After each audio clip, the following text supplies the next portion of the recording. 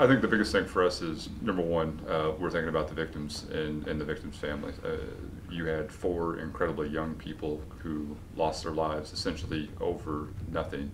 And you think about what they endured during this process, really is just heartbreaking. And so the human toll and the cost, not only for those victims, but the victims' families, their friends, and the ripple effect that has in the community, I think is something that we're all thinking about.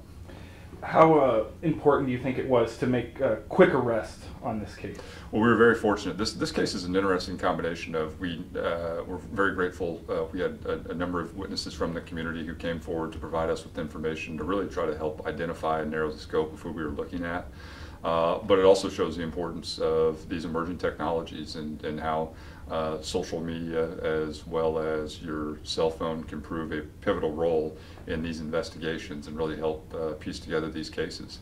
And so this was kind of the perfect marriage of, you not only had eyewitness testimony, but you also had that testimony corroborated or supported by the different evidence that was out there and available to us, both over social media platforms as well as through cell phone data. Some of this may be newsroom gossip, so if I'm incorrect, just Okay. push it off. Was there a surveillance video that kind of followed these guys to and from? Yeah, so not necessarily surveillance footage, but the apartment complex where this took place had excellent surveillance footage. And so one of the things that did was really help us zero in on the vehicle, and we were able to very quickly figure out whose car that was based on the make and model of the car. And so the surveillance footage inside the apartment complex was extremely helpful in identifying the car, and that was kind of the first lead that we had in terms of trying to build this case. Are there, I know they haven't even had their first appearances yet, are there any more changes that are forthcoming with this case that maybe...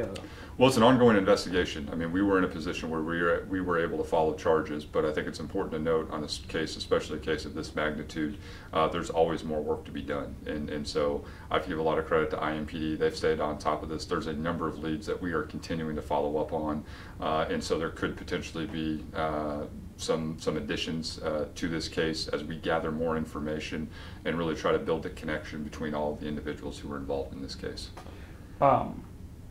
What's the prosecutor's stance on this, especially since everybody involved is so young, but at the same time the crime is so bad? It's heartbreaking. It's heartbreaking to think that 4 people, young people, lost their lives, and now we have 4 people accused of a terrible crime who are also very young.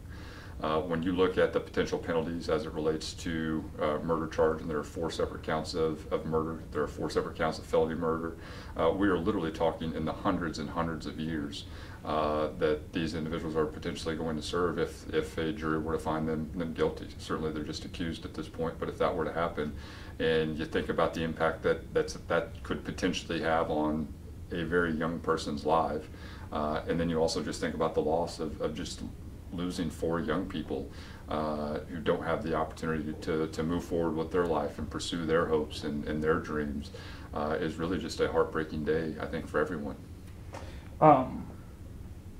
This is a mix of, there's one juvenile. Will he be charged will he be treated as an adult? He's been charged as an adult. Yeah. What are the prosecutor's reactions? Reactions to the murders, and why is making this arrest so paramount?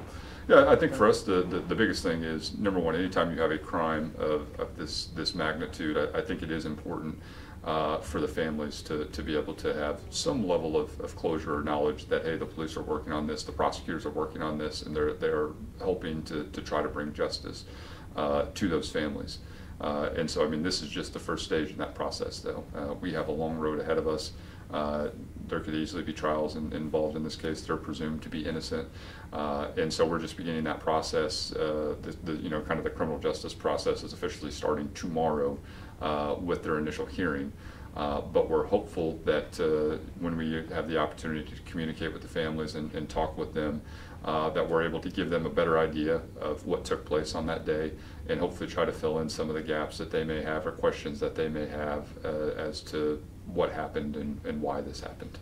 We're wrapping up. You said that the community, the neighbors in the area, helped police, talking to them. In this, the last couple of weeks, especially, everybody, where's the outrage? And, the community wants help from law enforcement.